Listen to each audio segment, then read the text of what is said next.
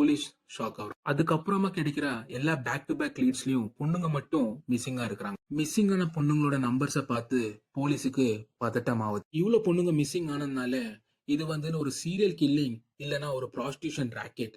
இதுல எதுவா இருந்தாலும் போலீஸ்னால ஒண்டியா ஹேண்டில் பண்ண முடியாதுங்கிறதுனால சைபர் எக்ஸ்பர்ட்ஸ் கிட்ட ஹெல்ப் கேக்குறாங்க. போலீஸ் இது வரைக்கும் கண்டுபிடிச்சதுல முக்கியமா இருக்கிற போன் நம்பர் டீடைல்ஸ சைபர் எக்ஸ்பர்ட்ஸ் கொடுக்க. சைபர் எக்ஸ்பர்ட்ஸ் போலீஸ் கிட்ட இருந்து கிடைச்ச டேட்டாவை வச்சு ரொம்ப நேரத்துக்கு இன்வெஸ்டிகேட் பண்ணி ஒரு முக்கியமான லீட போலீஸுக்கு கொடுக்குறாங்க. அது என்னன்னா, இந்த எல்லா சிம்மும் பெங்களூர் கிட்ட இருக்கிற தர்லகட்டங்கிற பிளேஸ்ல ஒரு வாட்டி அட்லீஸ்ட் ஆக்டிவேட் ஆயிருக்குது. போலீஸுக்கு இது ஒரு சீரியல் கில்லிங் என்கிறத விட இது ஒரு ப்ராஸ்டிடியூட் ராக்கெட்டா இருக்குமோ என்கிற டவுட் தான் அதிகமா இருந்துச்சு. அதனாலேயே அவங்க இருக்கிற எல்லா ஹோட்டல்ஸையும் ரெய்ட் பண்ணி இருந்தாங்க. அப்போதான் சைபர் செக்யூரிட்டில இருந்து இன்னொரு இம்பார்ட்டன்டான லீட் போலீஸுக்கு கிடைக்குது. அந்த லீட் என்னன்னா, காவேரியோட சிம் யூஸ் பண்ண ஒரு ஹேண்ட்செட் மறுபடியும் தர்லாகேட்ல வச்சு ஆக்டிவேட் ஆயிருக்கிற இன்ஃபர்மேஷன் போலீஸுக்கு கிடைக்குது. அந்த டவர் சிக்னலை ஃபாலோ பண்ணி போன போலீஸுக்கு தனுஷ்ங்கிற 16 வயசு பையன் கிட்ட இருந்து அந்த போன் கிடைக்குது.